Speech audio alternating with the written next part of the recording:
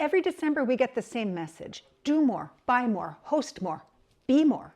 But what if the real magic of Christmas isn't in adding, it's in quitting? Because here's what I've learned. The holidays aren't stressful because you're doing them wrong. They're stressful because you're doing too much. Take me, for example. My home used to look like Christmas threw up in it. I had bins of decor, enough wrapping paper to mummify my entire town, and a mental to-do list that started in November and ended sometime in mid-January. Every December 1st, I'd wake up thinking, okay, what do I have to do to make this Christmas feel special, like the best Christmas ever? As if joy needed my project management skills to show up. But over the years, I've realized something. Peace doesn't come from a perfectly executed holiday. It doesn't. It comes from subtraction, from quietly walking away from the things that make the season louder, not lovelier. So today I want to share a few things that I've quit for Christmas this year. Some are physical, think things in my house. Others are mental, the expectations, habits, even the guilt. But each one has made my holiday calmer, simpler, and a whole lot more meaningful. The first thing I quit is festive perfection. There's a very fine line between merry and bright, and I need a vacation this holiday. I used to think Christmas wasn't done until every corner sparkled.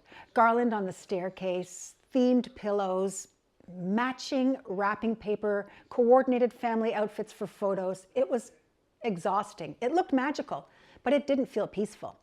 I was either decorating for Instagram or trying to outdo last year's version of Christmas.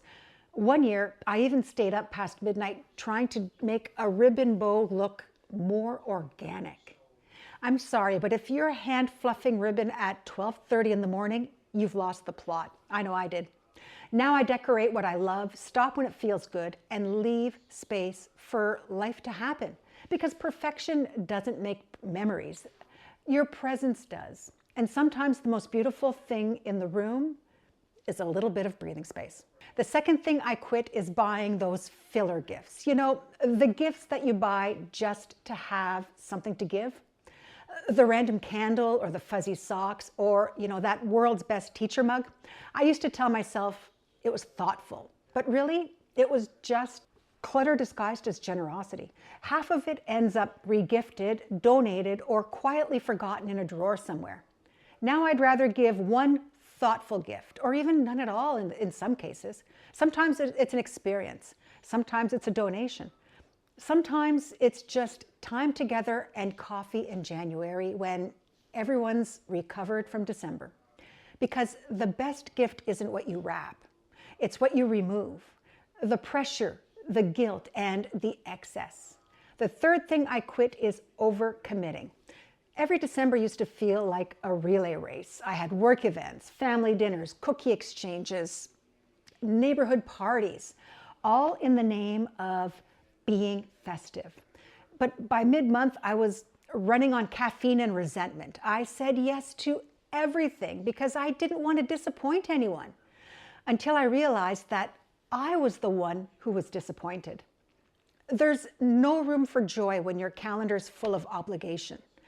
Now, I choose 2 or 3 things that genuinely make me happy. And everything else, it gets a polite maybe next year. And guess what? No one's died of disappointment or written me off yet. So what's one holiday event or tradition that you secretly dread every year but keep doing anyway? Let us know in the comments. Maybe we can all quit it together this year. The fourth thing I quit is holiday sales hunting. Once upon a time, Black Friday was my Super Bowl. I needed the Old Navy jingle jammies, matching sets for the whole family. I loved this. It felt like such a deal. But did we really need a new pair every single year? Sure, maybe when the kids were small and they outgrew them quickly, but eventually, no. Every deal came with decisions, returns, and storage needs. It wasn't saving money. It was buying clutter at a discount. Now I shop with a list. If it's not on it, it doesn't go in the cart. If I wouldn't buy it at full price, I don't buy it at 40% off, because peace isn't something you find on sale. And limited time only should never apply to your sanity. The fifth thing I quit is December self-improvement. Every December, I would spiral into guilt and self-improvement mode. You know, that next year aisle lists or the new planners, the sudden urge to fix my entire life before January 1st. Fresh start, you know? It's like we think productivity is the price of peace, but I've learned to rest instead of reinvent.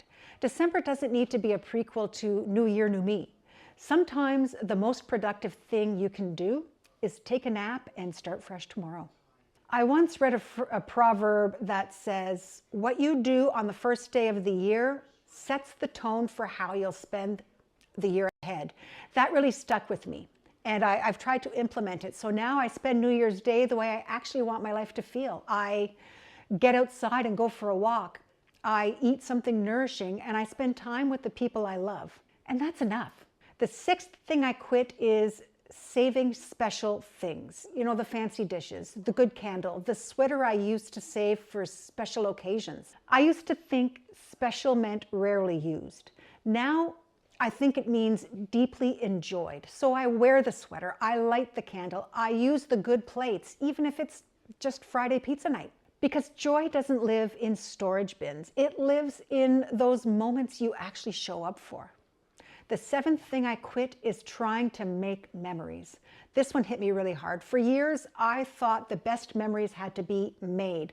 So I planned the perfect Christmas mornings, the matching pajamas, the hot chocolate station, the photo where everyone looked happy and the light was just right. But somewhere along the way, I realized I wasn't actually in those moments. I was standing on the other side of the camera trying to capture that magic instead of experiencing it. Scrolling through photos later, it hit me. I wasn't there. Not really. Now I put the phone down. There will always be a photo. Someone's going to take one. Everyone has a phone or a camera, but it doesn't have to be me doing the clicking because I'd rather be in the memory than managing it. And the funny thing is, the best moments, they don't need choreography anyway. They happen in the chaos. When you're laughing because the cookies burned, or when the dog knocks over the Christmas tree, or when you're eating dinner by flashlight because the power went out again. Those are the memories that last.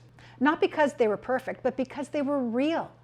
So I stopped trying to manufacture magic. Now I just make space for it. The eighth thing I quit is digital clutter. Every December, my inbox turns into a war zone, and I'm sure I'm not the only one. Flash sale, don't miss out, we miss you. It's like Santa's spam folder exploded, and somehow I'm on a mailing list for stores I don't even remember shopping at. And it's not just shopping. It's software, webinars, marketing emails, digital clutter everywhere.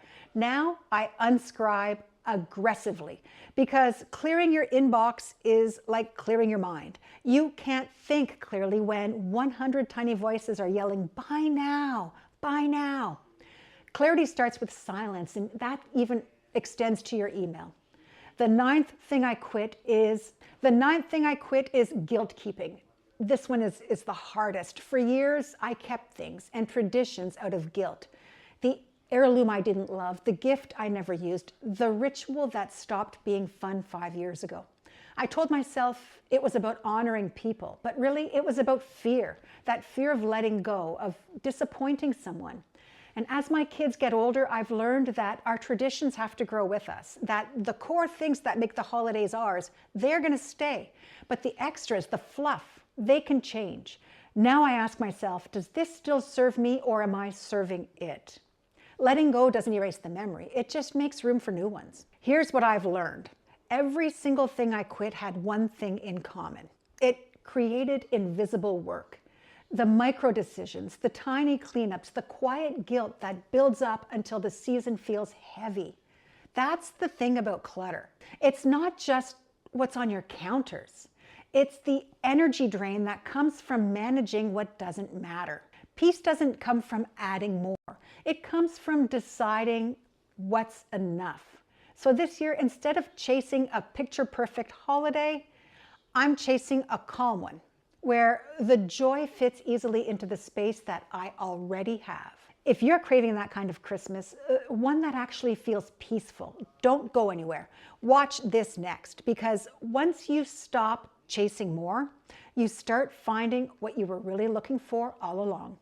Calm, clarity, and maybe a little bit of Christmas magic. I'll see you over there.